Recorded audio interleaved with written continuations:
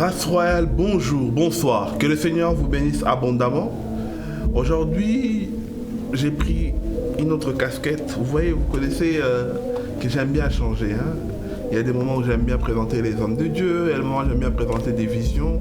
Et comme là aujourd'hui, je viens présenter un livre. Un livre fait par un de nos frères. Un frère qui a vécu à un moment donné des choses atroces, des choses qui auraient pu le détruire et voire même rentrer dans des chemins, perdre la vie. Mais il a fini par comprendre qu'à un moment donné, l'amertume peut te tuer, peut te ramener dans la vallée de l'ombre de la mort. Mais il y a une chose que la Bible nous dit, le pardon libère. Et lui, il a tout simplement compris comment le pardon peut le rendre la vie. Voilà pourquoi aujourd'hui on vient présenter le livre « L'amertume m'a tué, le pardon m'a rendu la vie ». Vous allez comprendre qui est notre frère. Il est passé de l'obscurité totale à la lumière, de la délinquance à Christ, de tellement de choses vers les bonnes choses. Vous allez comprendre le pourquoi du comment. Bonjour mon frère. Bonjour. Comment tu vas? Je vais très bien, merci. En tout cas, je suis content parce que tu nous viens tout droit de l'Angleterre. Oui, c'est ça. En tout cas, tu as traversé les pays pour être là. En tout cas, on est vraiment content. Merci beaucoup. Alors, on va aller droit au but. On va commencer d'abord par les simples présentations. Qui est notre frère Josué aujourd'hui? Je suis un jeune frère. J'habite actuellement en Angleterre depuis 16 ans maintenant. D'accord. Sinon, j'ai vécu ici en Belgique. Je suis né en Belgique. J'ai grandi ici. Et actuellement, j'habite en Angleterre et je vais à l'église. Je travaille comme éducateur spécialisé. D'accord. Ok. Alors, on va parler de ce livre, ce beau livre que tu tiens entre tes mains, où on voit un couteau en train de tomber. On voit Josué sur deux formes. Oui. De face très pensif, si je peux décrire. De profil souciant, je ne sais pas. Comment tu décrirais d'abord la facette de ce livre en fait? Quel est le message? Ok. En fait, comme vous voyez déjà le titre du livre, c'est « L'amertume m'a tué, le pardon m'a rendu la vie ». Maintenant, la couverture, dans la couverture, les deux images, c'est deux images qui reflètent justement le titre. D'accord. Par moment, là, cette facette où je suis, on va dire, il paraît que je suis pensif, mais là, en fait, je suis triste. Ok. Je suis triste et je mets la main sur le cœur. Donc, ça montre que je parle de la blessure intérieure. Ok. Et cette photo-là, donc là, c'est une photo un peu plus, une image un peu plus sereine. D'accord. Où là, je fais allusion au pardon qui m'a rendu la vie. Donc, le pardon qui m'a rendu cette paix et qui m'a rendu cette joie. D'accord. Donc, voilà. Alors, comment tu es tombé dans la délinquance avant de parler d'abord du livre? Comment je suis tombé dans la délinquance? Premièrement, c'était par rapport à des blessures d'enfance. Ok. J'avais beaucoup de blessures d'enfance qui n'avaient pas été traitées. Et toutes ces blessures d'enfance ont produit en moi une certaine insolence, une certaine violence et une certaine rébellion qui fait qu'à l'adolescence, j'ai sombré dans la délinquance, les gangs qu'il y avait à l'époque à Bruxelles, les bandes urbaines. Tous les jeunes, on va dire, de Port de Namur, Matongué. Et voilà, moi aussi, j'étais dans ce milieu-là. Et comment as-tu pris conscience surtout de sortir dans ce monde cruel, car peut-être les plus jeunes ne le connaissent pas, mais lorsque je te regarde, je sens déjà que c'était des bandes urbaines début des années 2000. Là où beaucoup périssaient. Tu entendais chaque année 2-3 personnes qui étaient morts poignardées, morts par tir, armes, etc. et tout. Mais comment tu as pu prendre conscience, ne pas t'enfoncer, parce qu'il y en a qu'aujourd'hui qui se sont enfoncés et ils n'ont plus su faire marche arrière. Mais toi, comment tu as pu tenir bon et ne pas t'enfoncer dans ce monde cruel? Bon, déjà, à la base, j'ai connu la prison. Okay. J'ai connu la prison pendant... j'ai fait plusieurs allers-retours en prison pendant des années. Et toutes ces périodes en détention, ont été aussi un peu, on va dire, des périodes de remise en question. D'accord. Des périodes de réflexion, des périodes d'introspection. Des périodes où vraiment tu réfléchis et tu fais un peu comme le bilan de ta vie. Et tu te dis, j'aimerais pas finir ma vie ainsi. J'aimerais un changement. J'aimerais un meilleur avenir. J'aimerais être heureux, me marier, avoir une femme, des enfants. Donc je dirais que ces périodes en détention, en tout cas, m'ont beaucoup fait réfléchir et m'ont beaucoup appris et m'ont fait grandir en maturité, je dirais. Et c'est ainsi que j'ai cherché à sortir de ce cercle vicieux. D'accord. Alors, on rentre petit à petit dans le livre. Je pense qu'on ouvrira quelques zones d'ombre dans ton livre. Ce livre qui est, que je répète, tu peux me le donner s'il te plaît? Bien sûr. Ce livre qui est en vente sur Amazon. Oui. Et en tout cas, vous pouvez en consommer. C'est un livre qui coûte seulement 10 €. Amazon, vous savez très bien, vous pouvez le consommer partout. J'ai lu ce livre, je pense, en 2 jours. Et beaucoup d'histoires, enfin, beaucoup de chapitres et de parties d'histoire qui ont été ouverts parce que je me suis senti concerné. C'est ma génération. C'est des choses qu'on a vécues, c'est des choses qu'on a ressenties de près ou de loin. Et du coup, voir toutes ces choses-là, tu te dis, mais en fait, ce sont des réalités peut-être que d'autres personnes de notre génération aujourd'hui, tu regrettes, tu dis, un tel était mort, etc. et tout. S'ils connaissaient peut-être certaines réalités, comment s'en sortir, il ne serait pas le même, en fait. Alors, on rentre petit à petit dans le vif du sujet. Je te le remets parce que tu vas devoir peut-être nous éclairer certaines choses. Pourquoi avoir intitulé ton livre ainsi? Je commence d'abord par là. Ok. Bon, déjà à la base... Juste bien parler fort pour qu'on t'entende bien. Bien sûr. Quand j'ai commencé à écrire le livre, j'avais pas vraiment de titre en tête. D'accord. Et le premier titre qui me venait à l'esprit, c'était de l'amertume à la délivrance ou de l'amertume au pardon. Et la personne avec qui j'étais en couple à ce moment-là me disait que je n'ai pas pardonné. Ok. Donc je ne suis pas encore délivré. Et que le titre qui est plus approprié à la situation, à ce qui me correspond, c'était l'amertume m'a tué. Et pourquoi j'ai intitulé ce livre, c'est parce que j'explique vraiment que l'amertume m'a détruit. Quand j'explique que ça m'a détruit, ça a vraiment gâché ma vie. Vraiment, l'amertume, voilà, c'est quelque chose qui m'a beaucoup affecté. Et après, je dis, le pardon m'a rendu la vie, parce que voilà, c'est avec le pardon que j'ai pu, on va dire, surmonter l'amertume. D'accord. Et pourquoi avoir décidé de mettre en lumière ton histoire? Parce que lorsqu'on lit ton livre, il y a certaines parties, on dirait que c'est un journal intime en fait. Tu te livres corps et âme, tu te mets à nu devant les gens. Pourquoi avoir décidé de faire ça? Et n'as pas-tu peur du regard des gens après avoir mis ça à la lumière comme ça? Bon, déjà premièrement, pourquoi j'ai mis ça? C'est drôle que tu dises ça parce que justement j'ai un livre intime et c'est vrai que j'ai plus l'habitude d'écrire dans mon journal intime. Mais à travers ce livre justement, j'ai vraiment voulu en fait faire une confession en fait. Ok. Faire une confession, faire un témoignage dans l'espérance d'apporter quelque chose à quelqu'un, dans l'espérance d'édifier ou d'exhorter quelqu'un. D'accord. Et au début, bien sûr, j'avais un peu peur peut-être du regard des gens, surtout par rapport à ce que j'ai mis dans le livre. Et puis par la suite, j'ai tout simplement réalisé que en fait, quand tu t'exprimes, quand tu te libères, quand tu t'exprimes, tu te libères de ce qui est en toi. Amen. Tu te libères de ce fardeau, tu te libères d'un poids qui, pendant des années, pendant une éternité, t'a longtemps accablé ou submergé. Et l'écriture de ce livre a vraiment été une thérapie pour moi. Et c'est la raison pour laquelle je me suis senti libre et courageux d'écrire ce livre.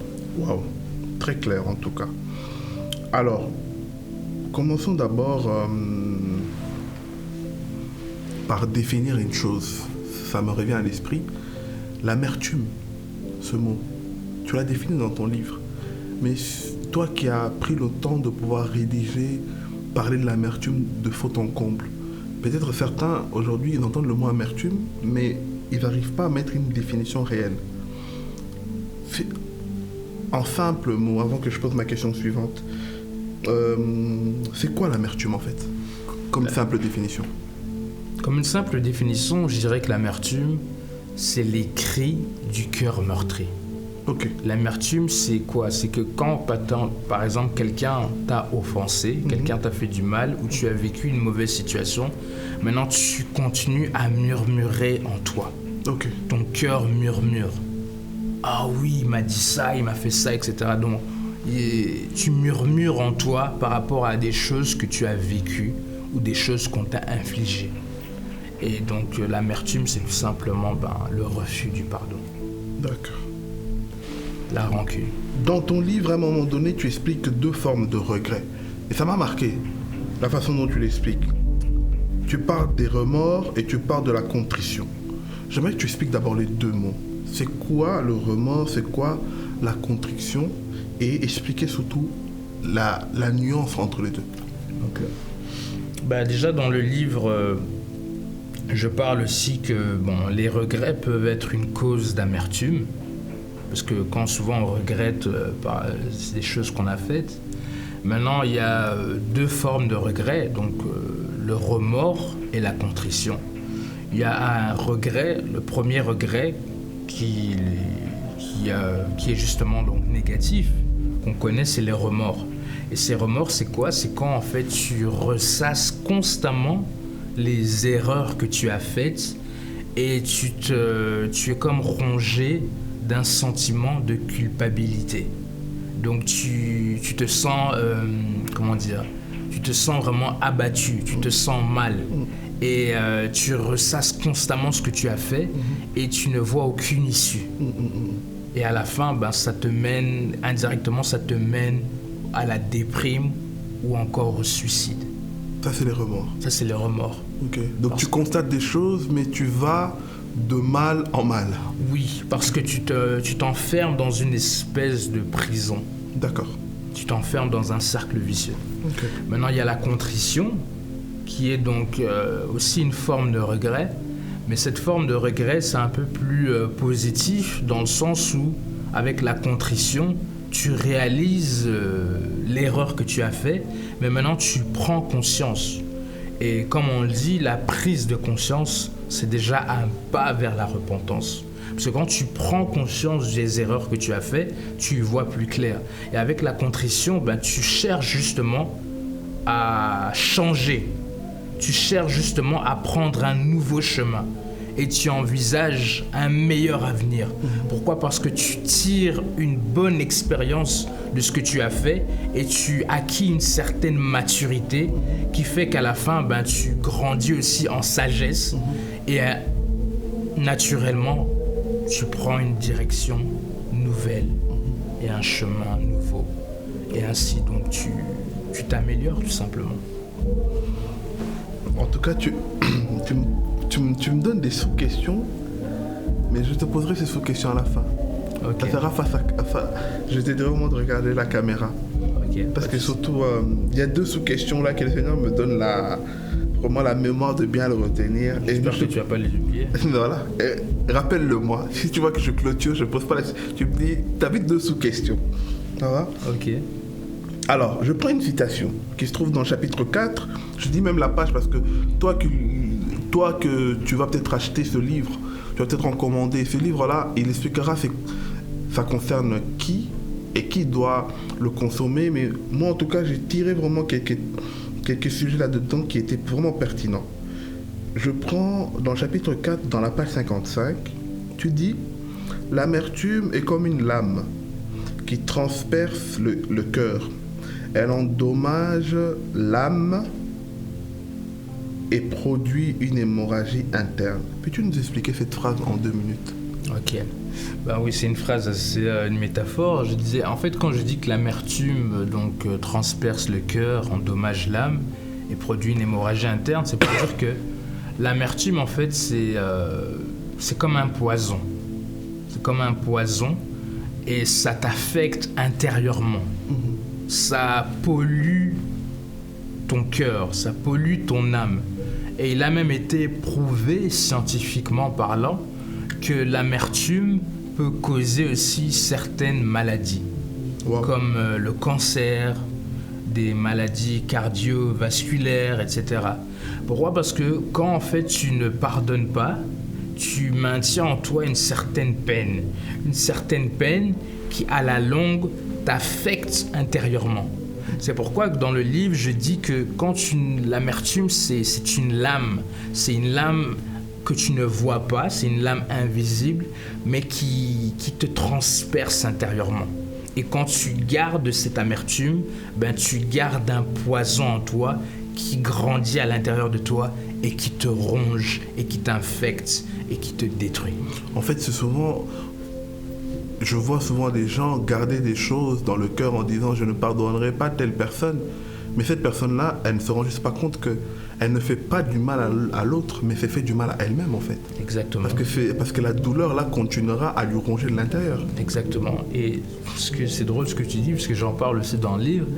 Et en fait, souvent, c'est que quand tu pardonnes pas les gens qui t'ont fait du mal, tu crois que tu fais du mal à eux, mais tu te fais du mal à toi. Et le truc aussi, c'est que souvent, ces gens-là à qui tu ne pardonnes pas, eux, ils ne pensent même plus à toi. Eux, ils ne te calculent même pas. Et eux, ils vivent bien leur vie.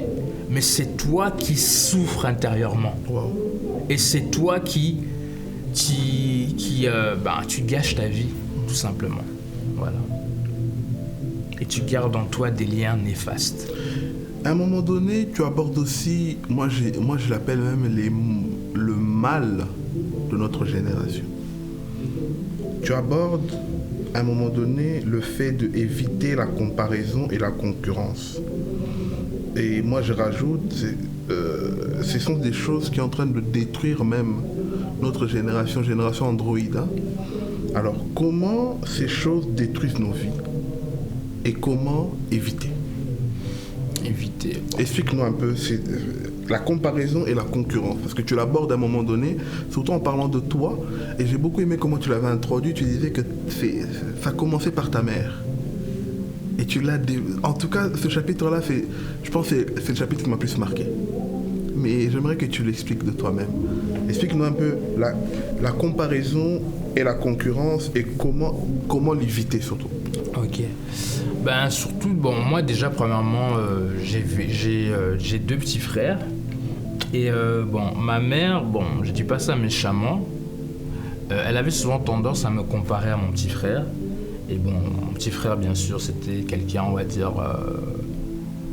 qui était très docile à la maison, qui avait des bons résultats scolaires, qui avait une bonne relation avec ma mère, une très grande complicité d'ailleurs. Comme tout parent africain qui se respecte. Tu vois, lui il est bien. Toi t'es comme ça. Ça c'est tous les parents africains qui se respectent, hein, je dis. Nos parents, on vous aime beaucoup, mais aucun parent n'y échappe à cette règle. Et donc il y avait beaucoup cette comparaison, etc. Et même dans les églises aussi, souvent il y a aussi de la comparaison. Par exemple, une sœur qui chante à la chorale et toi on t'a pas demandé de chanter, ou toi on veut pas te laisser faire les solos. Et tu te dis, mais elle a la belle voix et moi je n'ai pas le niveau, etc. Et la comparaison, voilà, donc quand tu te compares à quelqu'un, tu as souvent tendance à mettre cette personne sur un piédestal et toi tu te mets au bas de l'échelle. Maintenant, ça crée en toi une certaine frustration, un sentiment aussi d'infériorité et toutes sortes de complexes. Et voilà, donc ça gâche aussi ton estime personnelle. Et maintenant, moi j'ai compris tout simplement que dans la vie, il ne faut pas se comparer et que chacun a sa particularité, tout simplement. Chacun a chacun a sa singularité. Et voilà. Et quand quelqu'un, par exemple, est plus doué que toi, peut-être dans un domaine, la meilleure chose que tu peux faire, c'est tout simplement de respecter, d'admirer la personne, mais aussi peut-être réaliser que toi aussi, tu as aussi ta spécificité. Voilà, tu as aussi ta spécificité, tu as aussi ta couleur, tu as aussi ta touche à toi dans un autre domaine. Et tu n'as pas à faire la comparaison avec quelqu'un parce que tu es en compétition avec personne. Par exemple, quelqu'un s'est marié, toi tu n'es pas encore marié, alors tu commences à envier, etc.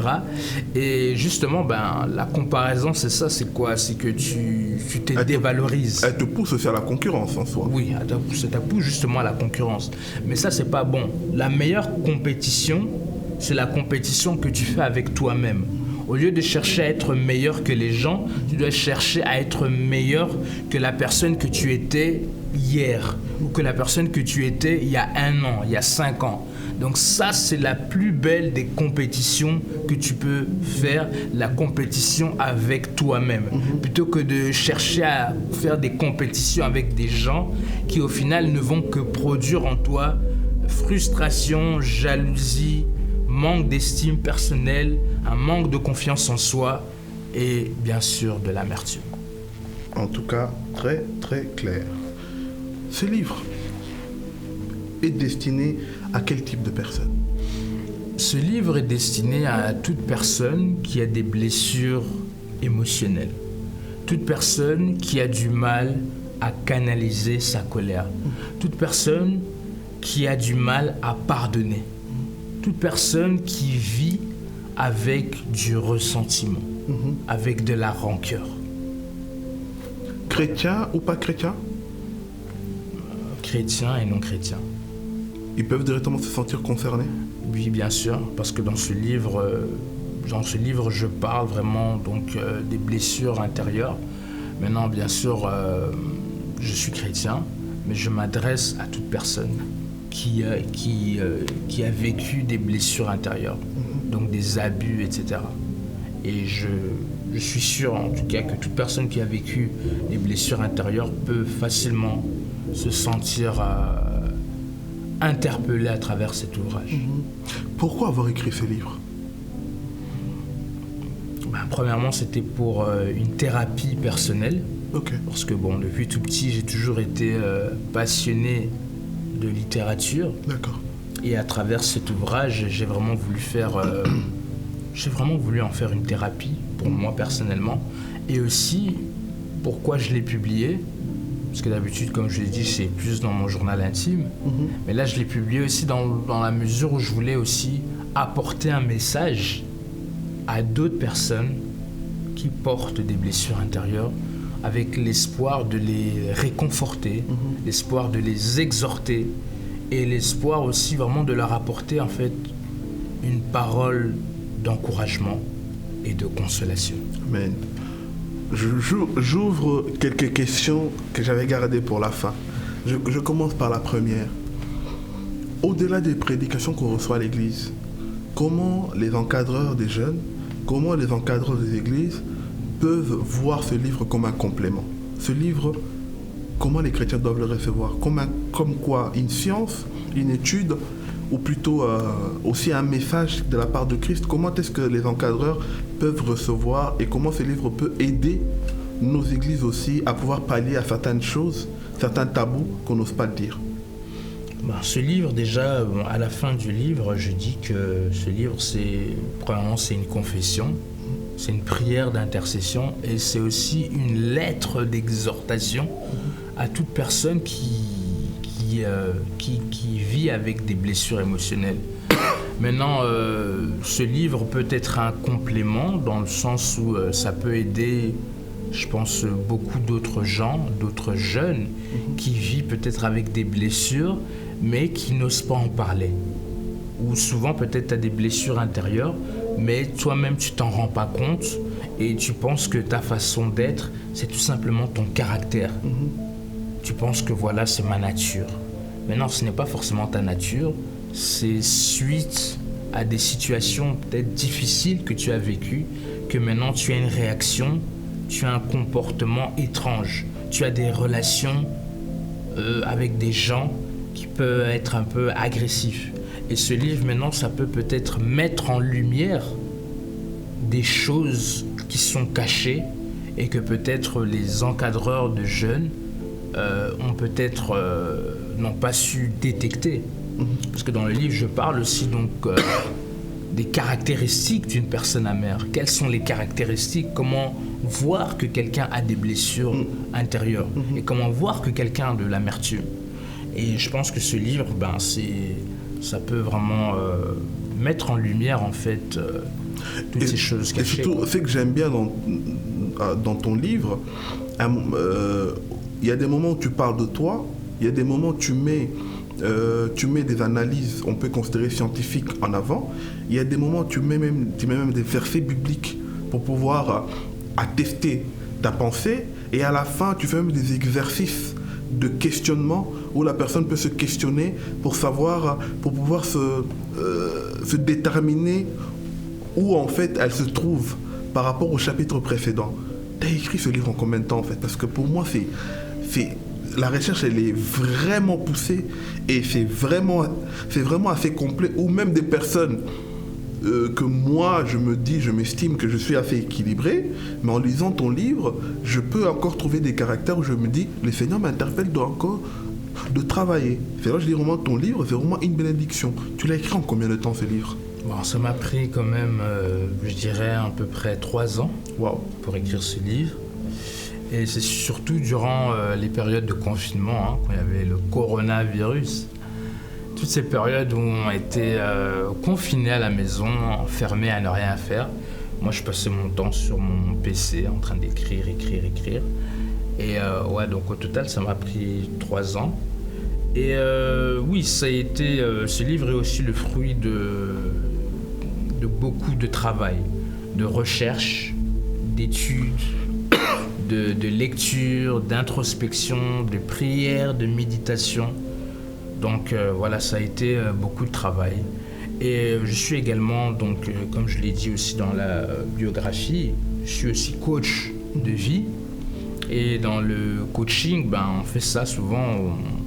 Quand on parle avec des clients, on leur pose des questions pertinentes, des questions qui vont provoquer une certaine réflexion ou une remise à question, voilà, une remise en question. Et maintenant, donc, c'est pour ça qu'à la fin de chaque chapitre, j'ai aussi posé donc des questions de façon à ce que le lecteur, à la fin de chaque chapitre, que ce soit pas juste des informations qu'il lise, mais que ce soit vraiment que ce livre suscite une transformation. Amen. Ok. Suscite un changement, suscite vraiment une remise en question. Okay. Mais pas juste une accumulation d'informations. D'accord. En tout cas, c'est très très clair. Alors, j'ai 2 questions pour toi. J'aimerais que tu regardes la caméra. Tu sois vraiment... tu regardes la caméra. Première question. Tu as dit à un moment donné dans le livre, quand tu l'écrivais, une personne t'a dit, tu n'as pas encore pardonné. Dans ton livre, tu parles à un moment donné d'un père absent. As-tu fini par pardonner ton père? Comme je l'ai dit, quand j'étais encore au début de l'écriture du livre, je portais encore ces blessures. Et comme j'ai dit, ce livre aussi a été donc une thérapie. Donc au plus j'ai écrit, au plus je me suis soigné. Okay. Et maintenant, je dirais que je suis entièrement guéri. Et donc oui, j'ai pardonné. T'as pardonné toutes les personnes qui t'ont fait du mal? J'ai pardonné toutes les personnes qui m'ont fait du mal. T'as pardonné toutes les personnes qui t'ont rabaissé autrefois? J'ai pardonné toutes les personnes qui m'ont rabaissé, bien sûr. Ok.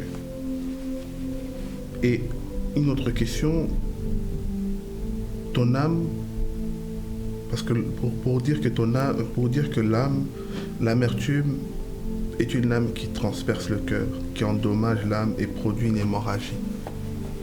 À quel moment tu as senti que l'hémorragie était profonde et que en parlant vraiment de toi, à quel moment tu as senti que l'hémorragie est tellement profonde que si je ne la stoppe pas, je risque d'y rester à vie? À quel moment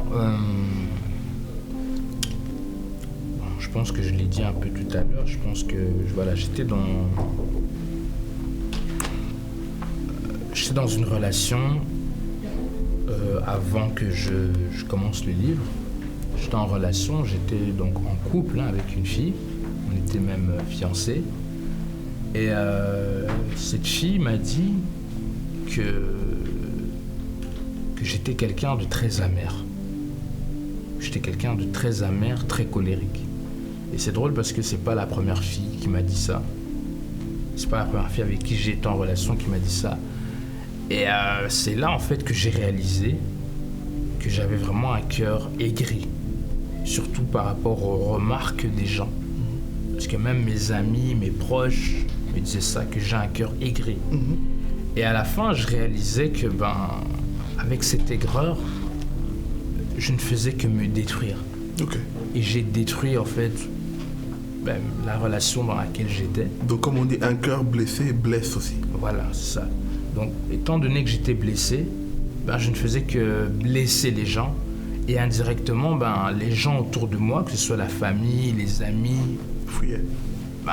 Oui, ils fuyaient, ils m'éloignaient. Les gens cherchaient même à m'éviter. Et à la fin, j'ai vraiment décidé de faire un travail sur moi. Donc j'ai suivi aussi un psychologue, un coach. J'ai vraiment fait un travail sur moi-même. Une délivrance aussi? Oui. Bon, pas comme on voit souvent peut-être dans certaines églises où on prie pour toi et puis tu tombes dans tous les sens. Non, c'est une délivrance dans le sens personnel, où je me suis recueilli tout simplement dans la présence de Dieu et j'ai prié, je me suis mis à genoux.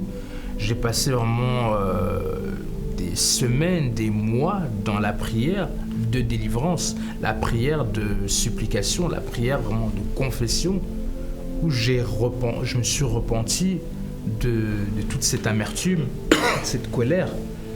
Et comme j'ai dit aussi, ce livre, c'était, comme j'ai dit, une thérapie. J'ai un peu voulu faire comme David, le psalmiste, qui avait tendance à écrire tout ce qu'il vivait, tout ce qu'il traversait. Et comme j'aime beaucoup David, j'aime beaucoup les psaumes, et je me reconnais beaucoup, moi aussi j'ai voulu faire mon psaume. En tout cas, très très clair. La rime, en tout cas, a du sens. Toi qui as été quelqu'un rempli d'amertume, rempli de colère, rempli de tellement de mauvaises choses, comment t'aurais voulu qu'on t'aborde? Et à travers ça, j'aimerais que tu éclaires une personne que peut-être dans sa famille a une personne comme tu étais. Mais on ne sait pas comment l'aborder. Comment aborder une personne qui est remplie d'amertume? Une personne que, lorsque tu la parles, elle a l'impression d'être... C'est elle qui souffre. C'est elle qui vit toujours le mal. Comment aider cette personne-là?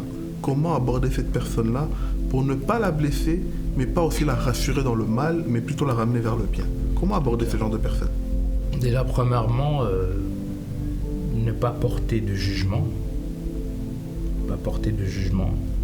Et deuxièmement, peut-être faire preuve d'empathie. Faire preuve d'empathie ou compassion. Donc, chercher un peu à te mettre à la place de cette personne ou à comprendre cette personne. Par exemple, à demander à cette personne comment elle se sent. Quelles sont les causes de ces réactions, de ces peines, qu'est-ce qui a causé tout ça. Donc, chercher tout simplement, comme j'ai dit, à comprendre la personne, à donc faire preuve d'empathie, de compassion, donc avoir un peu, on va dire, une attitude de psychologue, plutôt que d'avoir l'attitude d'un juge, plutôt que de rabaisser, plutôt que de critiquer, plutôt que de blâmer la personne, mais chercher tout simplement à établir un dialogue et être un peu plus peut-être conciliant, peut-être un peu plus flexible, un peu plus souple. Plus à l'écoute. Plus à l'écoute, voilà, exactement. Okay. Nous sommes à la fin. Y a-t-il une chose qu'une personne doit retenir en priorité qui va être ta conclusion dans tout ce que tu as dit, dans tout ce que tu veux que les personnes comprennent? Pourquoi doivent-ils acheter ce livre? Comment doivent-ils en procurer? Et quel est ton résumé, peut-être en 1 minute, pour ce livre, pour pouvoir peut-être inviter une personne à le consommer? Tu dirais quoi à cette personne qui nous suit aujourd'hui? Ok. Moi, je dirais premièrement que à toute personne qui me suive, s'il y a peut-être certains d'entre vous qui ont aussi vécu donc des blessures intérieures, c'est tout simplement en fait apprendre à valoriser votre histoire, à valoriser vos expériences. Donc ça veut dire quoi?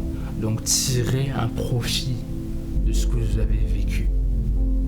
Et comment on peut tirer profit? Donc apprendre. Donc ça veut dire chercher tout simplement peut-être à voir comment tu peux en trouver, comment tu peux en faire un gain. Moi, par exemple, j'ai vécu beaucoup de blessures intérieures et j'en parle de tout ce que j'ai vécu. Et j'en ai fait un livre. Et aujourd'hui, ce livre est vendu. Et quelque part, c'est un gain, quelque part, c'est un profit, quelque part, c'est bénéfique. Et ça a été ma façon à moi maintenant de valoriser mon histoire.